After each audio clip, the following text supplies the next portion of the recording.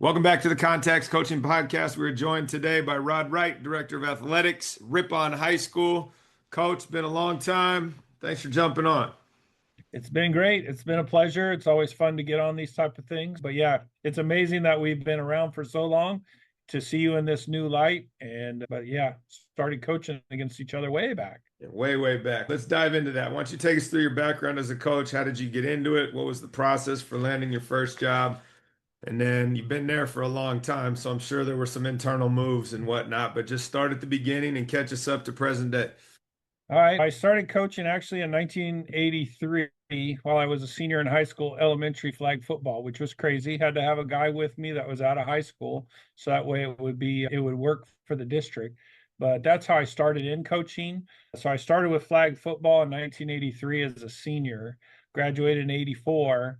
Then I went off to the next year, I went and started doing junior high basketball, seventh graders for 2 years at Modesto Christian because I had also worked there because I got a job as a school bus driver to pay for my California going to the university. I moved out, so I had to have a job. So I drove school bus, went to school, then did elementary basketball, which was cool. And then I also after I did that for 2 years, then I moved over to back to Ripon High School, started working with John Beering, the varsity head coach at Ripon High School. I worked with him until he passed away in a car accident, and then I took over for him the following year. So I did a couple of years of assisting with him, and then he allowed me to take over the freshman. I did the freshman in 1990, I think, and then 91 moved up to I did like freshman, JV, then ended up at varsity after he died in a car accident. Then I made it through 1 year. They fired me. And then I went back to elementary school. I did 2 years back there. A couple years later, they came back over to me at the elementary school because I teach across the fence at that time. They couldn't find anybody to coach JV boys basketball. And so they came over and asked if I wanted to return. I said, sure. The athletic director was gone, the principal had been gone, and they had nobody. I walked into practice, 3 weeks, 3 weeks into the season. They were that far in. First day of practice, kicked out the best player because he was a 6'4" guy, attitude, and it was right out of Hoosiers. He came back with his father 45 minutes later to apologize, and so I only had 8 kids on the team, and so I needed him back. And we eventually got him to the point where he was averaging almost 20 points a game and 10 rebounds a game as a JV player at 6'4", 6'5", and then but improved his game the whole year. We still didn't win any games. We won three, I think, on the whole season. That's the way it was. But it was those type of things. And then so I came back. Then I dropped to freshman the next year because the coach that was doing freshman wanted to stay with his son. So he went to JV, I went to freshman, then I did freshman, then JV, then I went right to varsity after that. So in 2000, I believe it was 2000, I came back for the second time at varsity, 2001. I had to rebuild the program again. They had just lost 27 league games in a row. And so it made it easier because you had something to build instead of coming in with high expectations. So we started to build, and then I brought in some really good assistant coaches. And then Steve Graham came on with me, which he was with me for quite a while. So that worked out. And I did it all the way till my son graduated in 2018. And then Justin Graham came in 2016, and we started flipping the chair around because Justin was a very talented coach, player, coach, the whole 9 yards. And so it was a lot of fun. And then he took over until he left to go to River Islands a couple years ago. When did you become the AD? I became the AD in 2016. So this is I just finished my ninth year, I think, as AD. So our former AD was the football coach and he left to go to another school. So I took over for him. Love that. So basically, to put this into a bow here, to wrap it up in a bow, you started at Modesto Christian, brief stint, ended up at Ripon, and have pretty much been there in many capacities ever since. Yeah, I graduated from Ripon High too. So that's the funnier part. So just finished my 31st year in the district. So Wild. That's awesome. And you Yeah, were driving a bus at 18. I was driving a bus. I just turned 19 years old when I got my license. Oh my goodness, that's wild. I still Yeah, don't what's like. crazier is that due to the transportation issues that we have now in today's world, I actually got my CDL again. Yeah, it's funny that you mentioned that. So we've been talking amongst our staff about how to most efficiently do that for some of our coaches because of the process, because there's no drivers. And so it's like we got buses sitting in the yard and nobody to drive them. How do we get certified to do that? Can you humor me and give all of those people listening like the 5 second version of the best way, most efficient way to get that from A to Z? It takes a long time. I think I put in 28 hours of classroom time, which is required. And then you have to do the behind the wheel training, which is a minimum of 20 hours with a certified instructor. And then you have to take your class, you take it with the CHP. We had 9 people that started our class. Only 2 got their licenses, and both of us were former bus drivers back in the day. And I passed my test on the first try. The second time, which is not easy. We do it when there's a critical need for a driver to get kids to a game. I'm not here to take the driver's money from them, so I'll bring them to the game and then come back home. Another driver will pick them up because I don't want them to lose the money on that. Yeah, no, for sure. I was just curious as we've been talking about this, the best way to try to figure that out so that you could be helpful. Because it's, and we're getting off topic here, but even the rules in Yeah. regards to those like airport shuttle buses or anything over 12 seats, like all of these things have now shifted into where you need the CDL plus like a passenger certification because we're a school, plus all these hoops you got to jump through. Yep, there's a lot. Yeah. It's a lot of work. Yeah. All right. Let's go back to this deal. You got fired after 1 year. Talk a little bit about that, what that was like. What'd you learn from the experience? What were the things you do differently? How you brought that into the next phase? Just go in the weeds on that a little. To get in the weeds, when I was released after the first year, it was because I was too close to the previous coach. I had his son on the team. I'd been in the program for a few years. We did not do very well, and the expectations were higher. I learned a lot from it because I was 26, 27 years old at that time.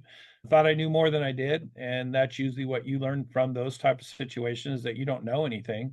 Had a very difficult set of players on the team that I did not mesh well with at that point, because it's the whole understanding of how to relate with players at that time. It's not my way, it's a highway.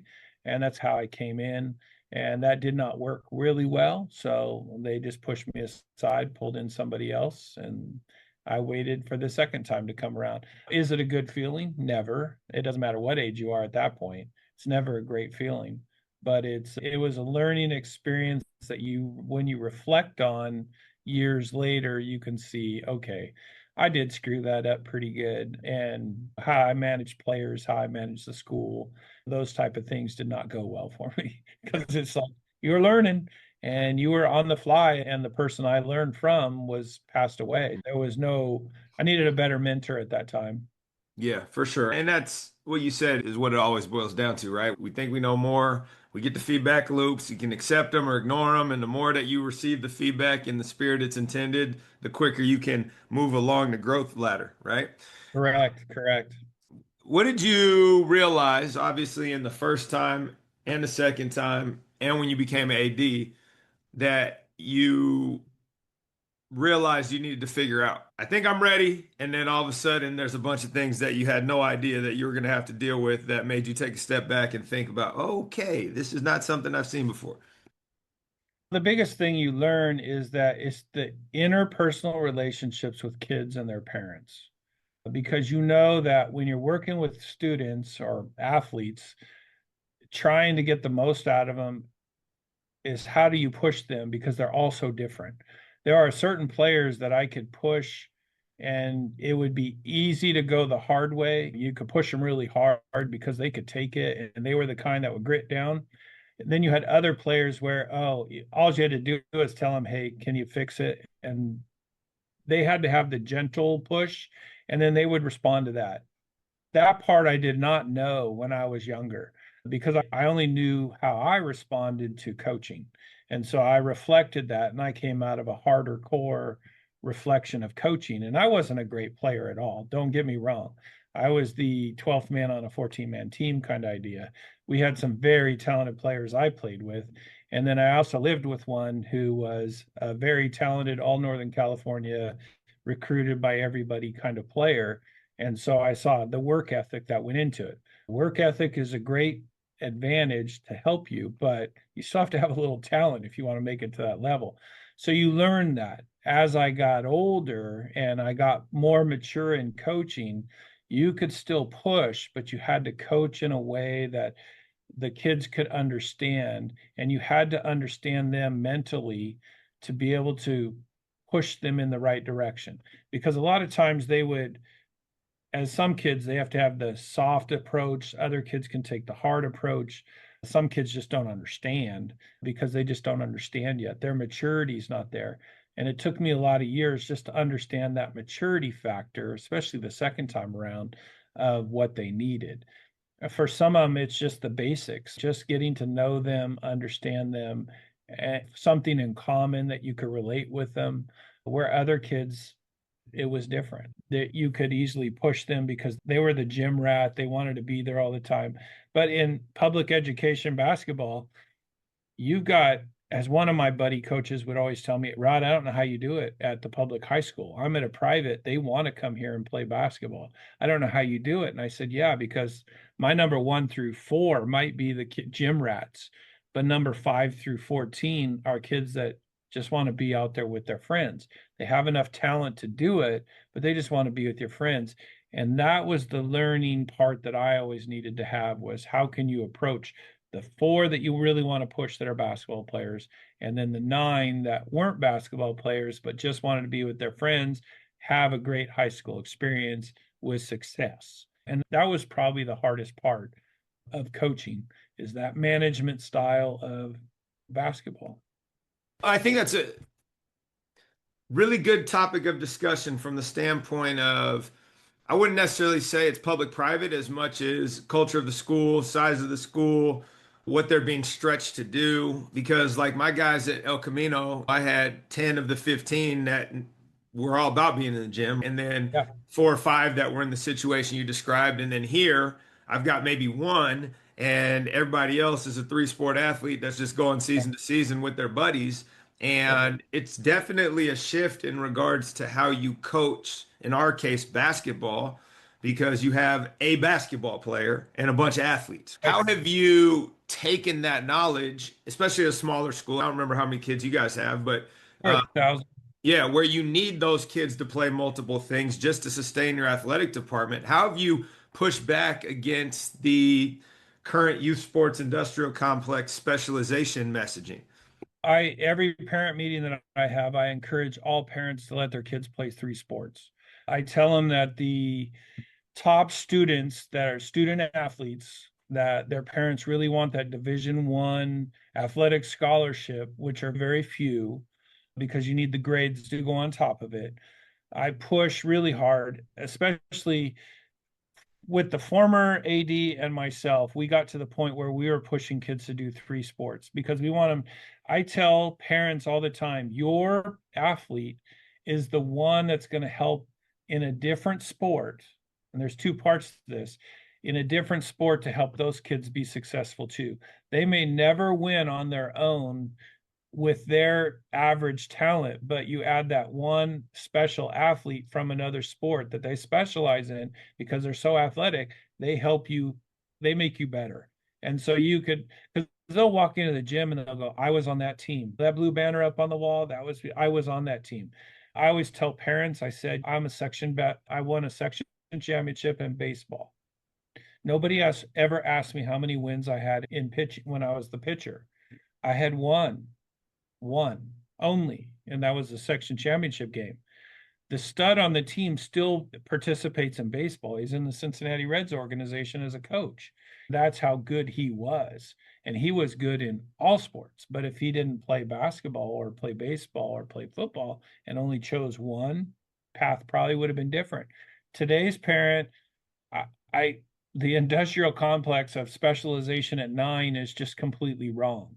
I watch way too many as I've got older, because I was the crazy coach that wanted to make sure my kids specialized in the one sport. But now I look at it as you need that time off to get your body right for your sport that you do specialize in, but you need to play the other sports too.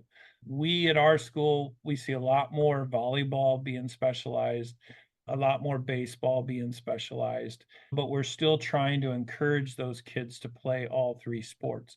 Like this year, we have a two-sport male athlete who was going to the state in high jump for track and field, but he also played basketball. We have a three-sport female that's going in two events in the hurdles to the state meet next week.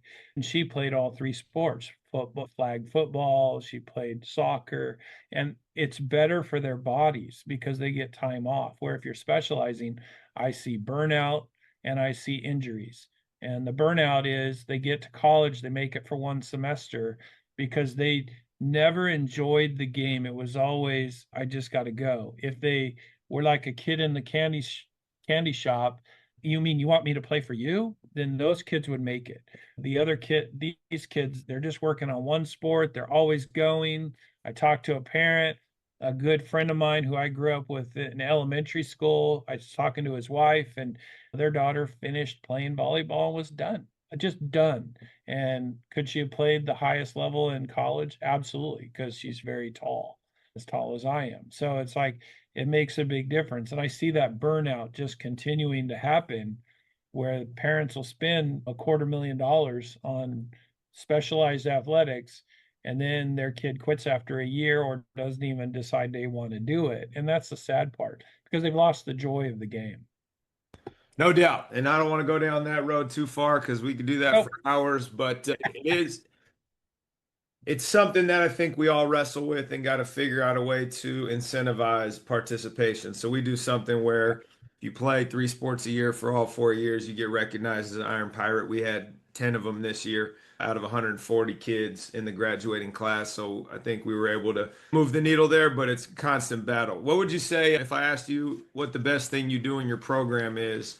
Meaning, when I was the basketball coach, we did this every year, regardless if I went somewhere else. This was going to happen because of the ripple effect it has on your culture. And then I would say, what's spilled into your role as the AD that you're trying to permeate throughout?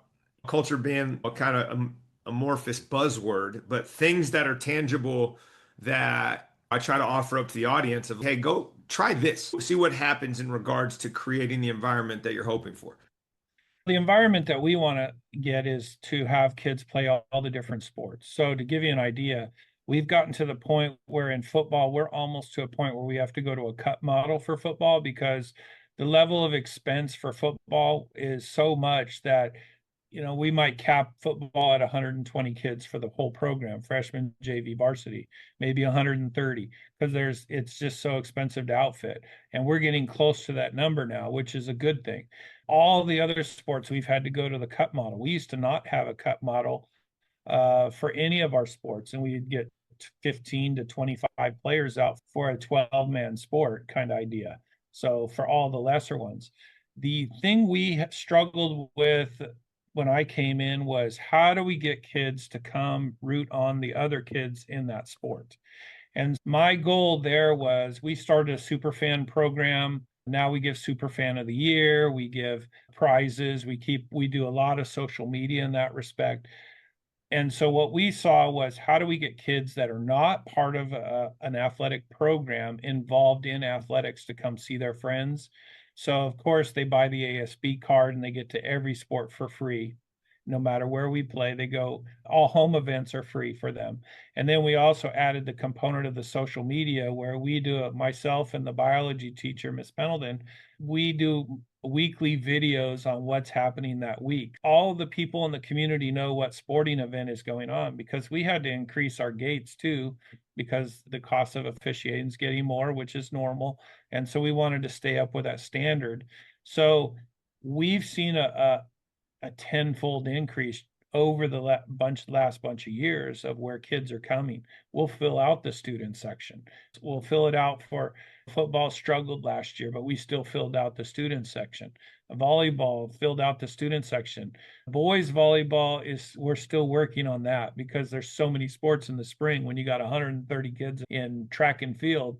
You can't get anybody there, but we still work on trying to get kids to come support the other kids that are playing. And that way, and that works into all the other things. So our kids then will go off to non-sporting events because we encourage that too. And that was my goal, is to work that way. My next goal is to try and figure out how to do a better job at athletic leadership, how kids will train other kids within the program the right way, how to treat each other, how to coach each other, because society states you got to do it this way or that way. And we're trying to put it together to where they will do the appropriate thing to encourage others. How to mentor a freshman when you're a senior, kind of idea of this is the Ripon way, to get them to stay in the program and not do a negative influence on them. Yeah, no, and I think that's probably a challenge that a lot of us face is how do we get at a place where everybody is so involved in their own sport activity, whatever it is, to also set aside time and show up for the other group, right? That's something that we run into where our kids have to participate in the co-curricular. So Mhm. it's, hey, come to the water polo game. And it's, I can't have field hockey practice. So it's like, how are you navigating that? And I like Right. the idea of super fan program, whatever that is, maybe give a couple of bullets on that, but other ways that you're highlighting those that go above and beyond to support their peers. And those are kids that are also participating in sports too, because they can check in. This year we had she was either 2 years in a row, I think she was the super fan of the year, and she played three sports.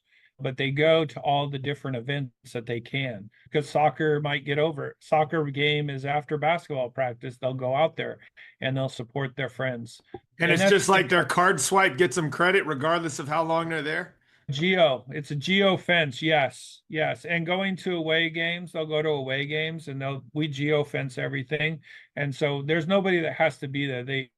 We can tell if you're walking by the gym, we can see exactly where you check in at. Yeah. Our goal is to get them to go there for 1 minute or an hour. Yeah. That's Yeah. the whole goal. It's like a teacher with a student. I used to, before I was AD and just coaching basketball kids at the football game, because I'd worked the football game. Hey, did you see me out there? Okay, I did. I saw you out there, but I don't even, what number were you? Or you Yeah. had the helmet on? I don't know yeah, that was the hardest part, but all kids want to see is somebody out there with them. So we use the 5 Star app now to be able to do all that in our athletics. And we started with Superfan, they sold off. So we moved over to 5 Star, and that helps us put up every single event. So if we played your school, we'd give a set amount of points to go to the game. And then obviously, because you're so much farther away, we give a higher point value to it for those kids that do go. And we will find kids that do go to games just because of that. And Yeah. that's a good thing. It's a positive thing that helps them be part of the school culture. And we all know that athletics is the thing that runs a lot of school culture, but it's just another way. We give points for going to the speech and debate tournament. So if a kid does decide to go there, they can earn that, because that's all part of being a student of the school and helping your friends out. No, I love that. You give more points for going to road games. That's awesome. What have you learned as you've matriculated into this role as the AD over the last 8 years or so? Let's call it maybe 9, that you've now watched football or tennis or volleyball, and you're like, damn, if I coach basketball again, I'm stealing that. Yeah. What I've found though is that everything is personal interaction. That's the thing I've learned the most on. I don't know if I'm more of the guy that when he comes back, it's if I ever decide to come back, because I can't take the pressure of it anymore, because I turn into a nut of a stat freak and I analyze everything. So what I found though is that when a student leaves Ripon High School as a former player, what I want to know is, how did they turn out 10 years from now? Did I have an impact on their life 10 years from now where they're a good husband, father to their children that want to play sports? That's what I want to know. Did they improve in their life? I have one player that I remember, I had him through elementary school, I had him through high school, ended up cutting him his senior year. Very phenomenal basketball player, had issues that would not work on the team concept part of it, had to cut him, but still had him in 5 periods of my class. And we still talk today. He's 36 years old now, and we still talk because it's important. It's the life lesson that, yeah, it was difficult when he was 18, but now at 36, we see how those lessons back then have helped moving forward. So that's more important to me than the X's and O's anymore. That if I ever came back, yeah, I want to still teach the basics and things like that, but it's the level of how it's the interaction with them to where they're a better citizen in the end, even if it does cost me wins. Yeah, no doubt. And I think that as we get older, we figure out that the relationship piece is more important than whatever the outcome is on the field, the court, or whatever. And we still don't bat 1,000, but at least we're aware of it versus being unaware of it and getting lucky occasionally. Yeah. What I see now, though, is that people think we have all these, they want a college level style coach that's more, hopefully, they're not transactional type of personality, but they want a college level style course and to coach until they get out there and then find out they really don't want that. They'd rather have the interpersonal part, but it's trying to balance those two things now is very difficult because there's not a lot of people that really want to go into coaching because they're some are into coaching for the wins, some are in the coaching for the recreation, and it's trying to find that person that balances both those where they want to win, but they're not recreational. They want to teach the skills, but they also bring in the third component of interpersonal in there to where they want to make you a better person in life.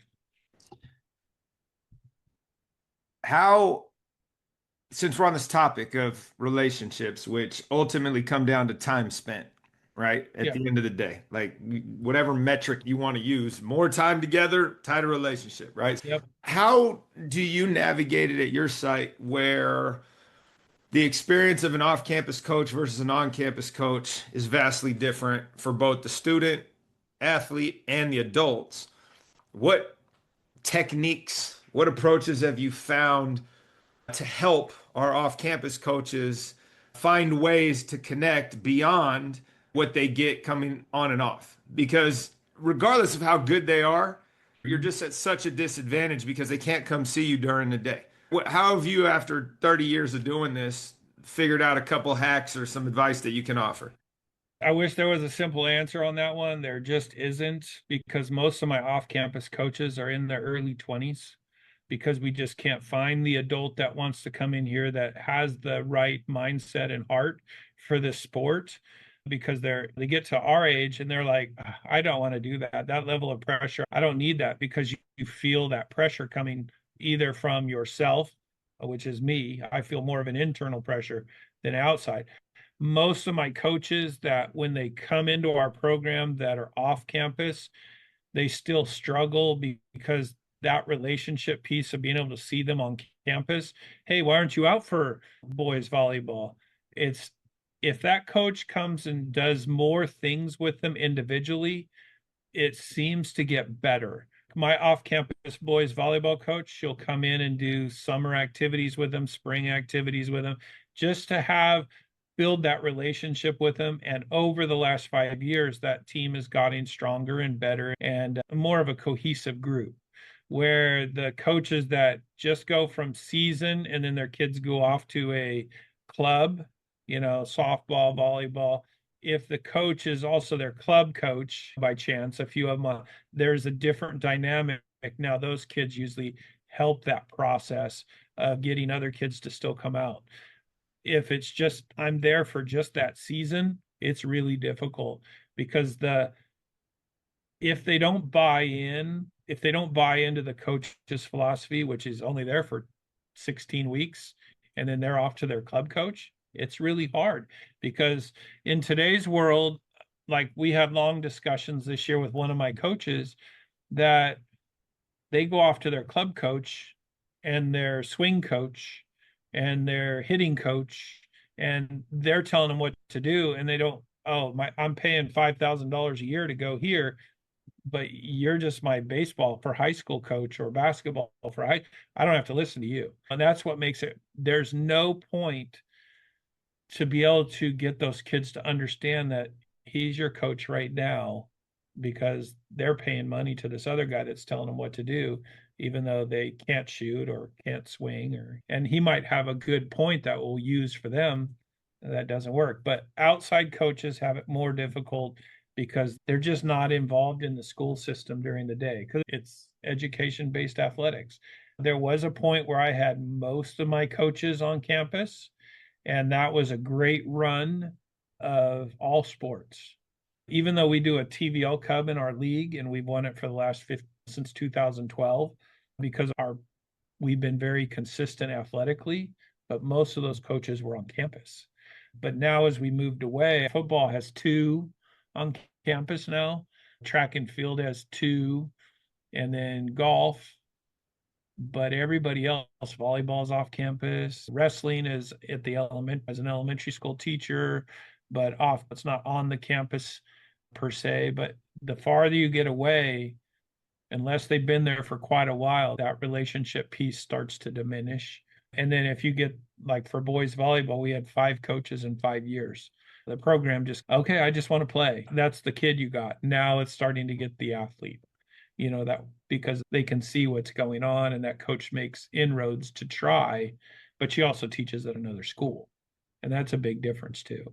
It is. And it's a grind. I mean, it, when to your point, we've got these 20 somethings, right? And that's like when you have the energy to grind and not care and be around all the time. And as you mentioned, it's much harder to get late career people that have coached and want to be leaders and do those things still when the return on investment isn't necessarily what it once was. And I think, Correct. how do you thread that needle and help those young off-campus people figure out how to be on campus even though they're off campus because of the impact it has?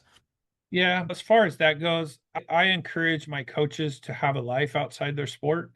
I went through it. I had 4 boys of my own. They're all adults now, but it cost me. I put too much time in the sport and it cost me a lot. But it was like, but I try and encourage my coaches now to work hard in the sport, but don't put so many hours in the sport it tears up the other half of your life. So that is the most difficult part because I work with young coaches now on you have to have a personal life outside the sport. You can't, like for me, I could talk basketball for 24 hours a day and until I decided I'm not talking basketball. But that took many years to learn. New coaches are like, hey, you got to have a life, you've got to separate it. And then you can't do this 24 after you finish your first job, do this for the rest of it. Otherwise, you screw up the rest of your life.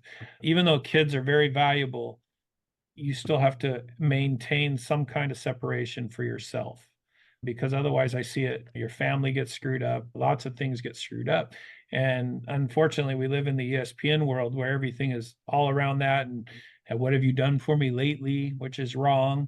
I look at coaches, I just support them as much as I physically possibly can. I'm in a different spot in life now to where I can spend more time with them when they need it because and it's just me. My kids are all adults. I give a lot of time to my own personal kids who are between 23 and 30, but I also have to still separate myself from doing that all with coaches all the time to give it to my kids. But I can also now give more time back to the coaches, even though this would be the perfect time to be back into coaching because I have time again. But I'm at the age now where no, I don't think so. I'd rather do it differently. Or if I do it again, I'm doing the younger kids where it's relationship based and drill based and things like that without the final exam that parents watch every game. Where I personally love practice. Practice was my favorite. Games I could do without. No, I'm with you, and I find the most joy in doing like individual skill development and sessions like that where you're helping focus on the process. Practices, games, I'm so far beyond that, and the problem is how do we balance in our age that Yeah. affect of yeah, I care, but like at the end of the day the sun's going to come up, right? With where the kids and parents currently are that aren't there. It is the most Yeah. important thing to them. What Yeah. advice do you have for that? Trying to find that balance where you're meeting them where Oh, they are and you're trying to caretake your own peace of mind. yeah. I know with parents, I've really pushed the point of And I had a softball player do this to her parent, and very good college level softball player, and she did it to her dad at after a volleyball game. And he goes, "Listen to Mr. Wright." He says, "I'm supposed to get a hug. You're supposed to ask me if I had fun, and then you're supposed to ask me if I'm hungry." Because that's the three things I preach to parents. Please give your daughter a hug. Some sons like it, some sons don't. But I used to do it with my own son, and he was a 5'9", 135-pound basketball player on the varsity, which generally probably won't play, and he didn't. But I always told him, "I'll find time for you, son, somewhere, but it's a 2020 game." But she went to her dad. She goes, "Dad, don't tell me how bad I played or find out, nitpick this one point or whatever. You're supposed to give me a hug." And I always say, give your daughter a hug, ask them if they had fun. It's either going to be yes, no, or nothing. And then ask them if they're hungry. And I guarantee 100% of the time they're going to say yes.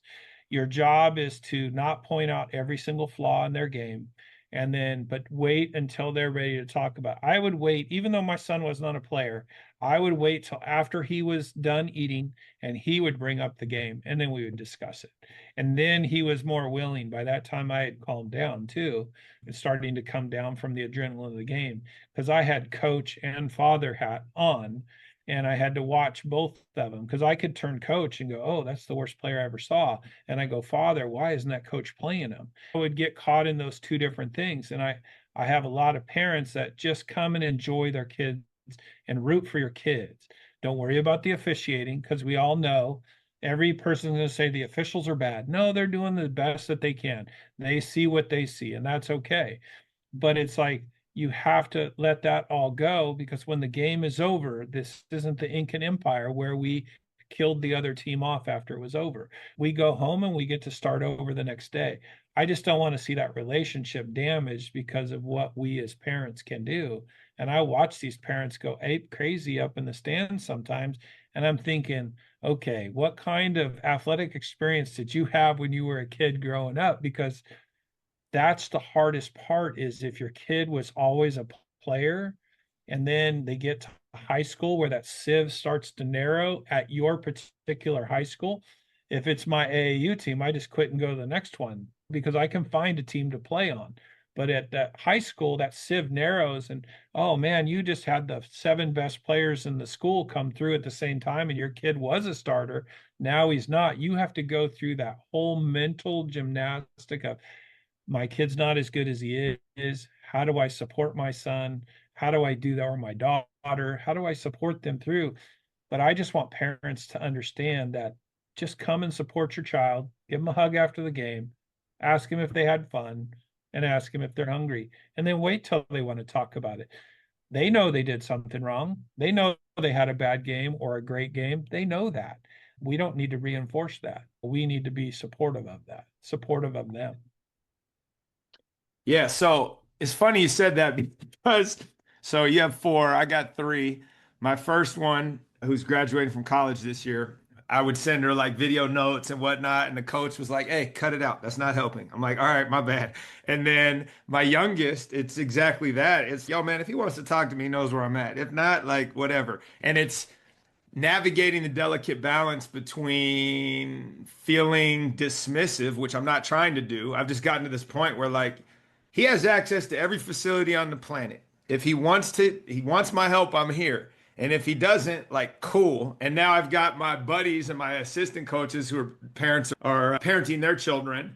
And it's let's go to the gym all the time. And I'm like, "Hey man, listen, let me give some wisdom to you. If you're driving that car, then you understand where it's going to end." And I don't know that I've got it right on the other side, but I definitely have more balance around it. And it's been helpful for both me and I'd say my son. Oh yeah. My son would be like, "Dad, can we go to the gym?" And I would say yes, because I got the key to the gym. And so it'd be like it could be Saturday morning or Sunday afternoon or a Tuesday night after all the practice are over or during the year. He wanted to do it. So if he wanted to do it, I would definitely facilitate it because I was a little higher up the food chain. Other kids would text me. And I always said, if you would want to go to the gym, please text me. If I'm available, I'll say yes. If I'm not available, I will say no. And at the beginning of my career, I could never say no because I wanted to win so bad that I had to do those things. And I was always there. I would people laugh because I would always say, "Oh, welcome to my 100,000 square foot living room" kind of idea.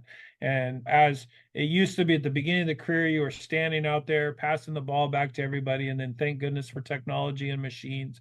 And then we have the shooters that come in, and then late in my career at the end, when kids wanted to go to the gym, it was like, okay, I'm tired. I really don't want to be here, but I did say yes, and I just sit out in the foyer, and they'd be on the shooting machines going, but I would just facilitate that. But there were times I would just say no. Sorry, I'm not available. And they were okay with that. But that's the fun part of it. I enjoyed my experience. I'm not going to say I'm going to not enjoy it. I loved every minute of it. I just don't know if I could take the stress another time around. No, I'm with you on that. All right, let's wrap up with this. Two things. One, what have you most recently changed your mind on, especially in modern contemporary society with the polarization of you can't be a centrist anymore?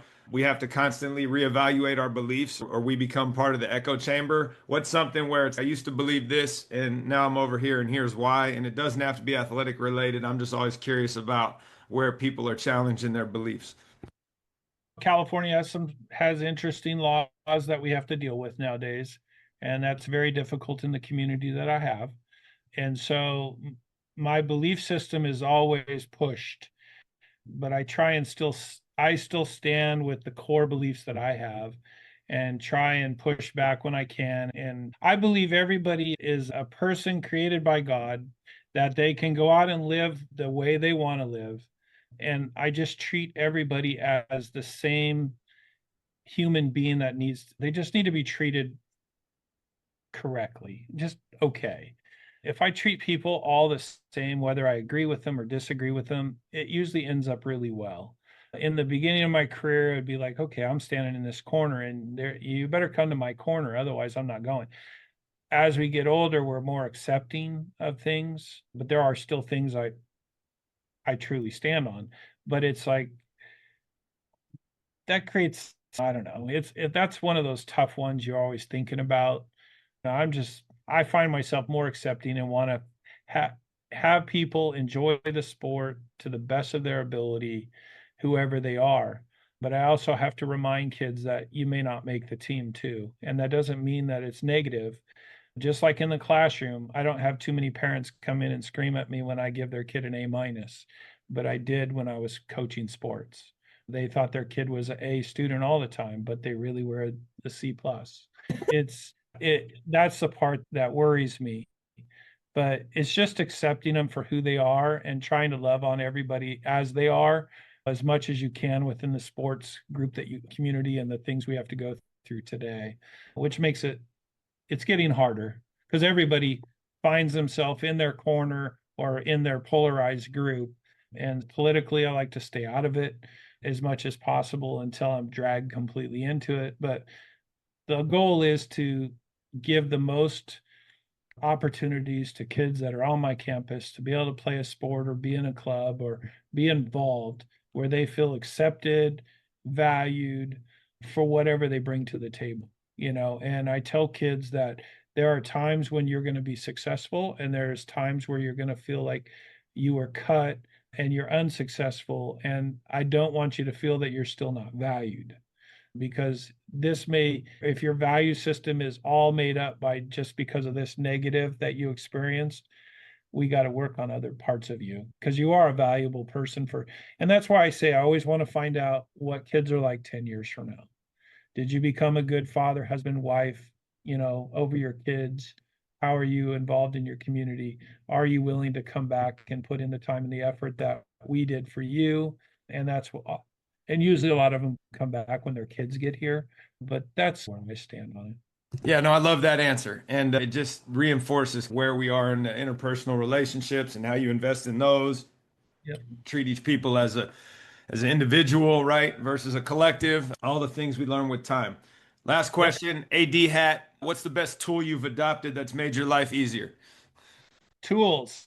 Let's see. I use obviously the home campus made me a lot easier because home campus does a lot for me.